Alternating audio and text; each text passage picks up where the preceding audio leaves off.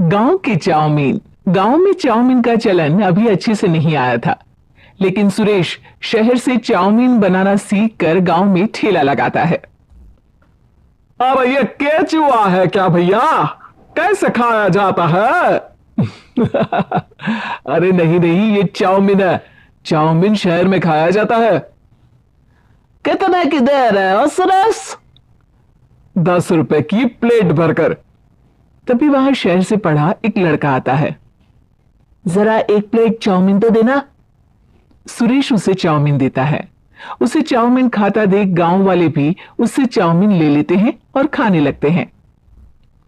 अरे वाह सुरेश भैया, कमाल की बनाए हो। 2 प्लेट मेरे बच्चों के लिए भी पैक कर दो।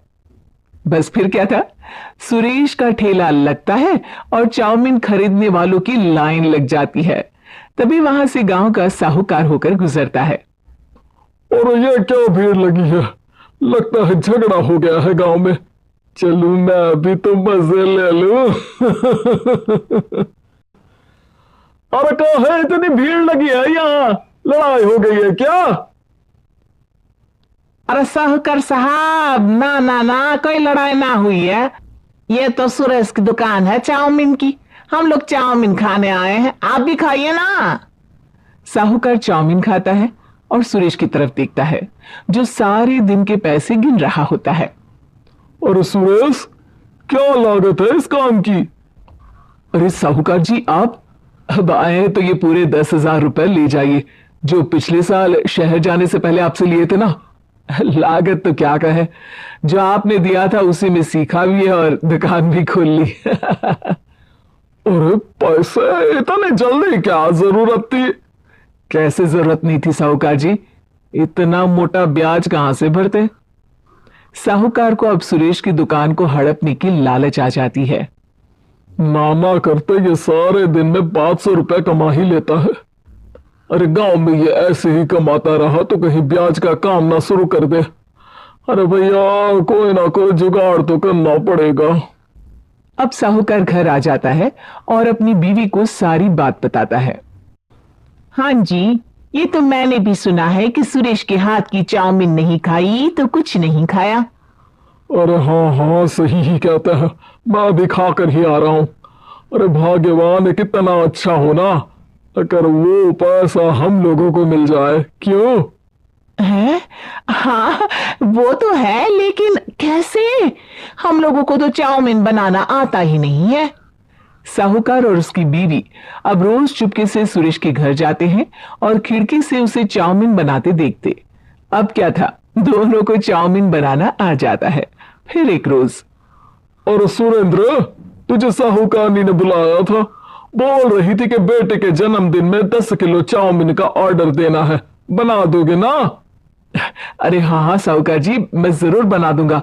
कब देना है घर में 10 किलो चाउमीन? अरे वो तो तू घर आकर बता कर लेना, मैं नहीं बता पाऊंगा। ठीक है, शाम को काम निपटा कर आ जाता हूं। सुरेश साहूकार के घर जाता है, लेकिन वहां मियां बीवी मिलकर उसे बंधक बना लेते हैं। अरे मुझे क्यों बांध रखा है? मुझे छोड़ दो। आज से तेरा ठेला मैं लगाऊंगा और बहुत सारे पैसे कमाऊंगा। साहूकार एक आदमी को सुरेश की निगरानी में लगा देता है और वहां से चला जाता है। अगले दिन, अरे साहूकार जी, आप कब से चाउमीन बेचने लगे और अपना ये सुरेश कहाँ गया? और वो तो शहर गया है। उसका कोई काम निकल आया था। बोल रहा था कि जब तक वो ना आए तब तक मैं ही उसके ठेले का काम कर दूं। पैसे भी तो बहुत उधार ले रखे थे उसने। लगता है कर्जा भरने के डर से भाग गया है। अरे पर वो तो बोल रहा था कि उसने सारा कर्जा उतार दिया है, और वो क्यों भागेगा? इतना तो कमा रहा था। अरे मुझे क्या पता। अरे चाउमीन खाना है तो बोलो, नहीं तो भागो यहां से। अरे हाँ हाँ, दे दो दे दो। अब तो चाउमीन खाना पूरे गांव के लोगों के लिए आदत ही बन गया है। ना खाओ तो नींद ना आए। हाँ हाँ, तो लो और निकालो 50 रुपए। 50 रुपए क्यों? सुरेंद्र तो 10 रुपया में देता था। अरे वो पागल था, मैं थोड़ी ना हूं। गांव वाले जिनको चाउमीन की लत लग गई थी, वो करते भी क्या, दे दो और ये लो 50 रुपए।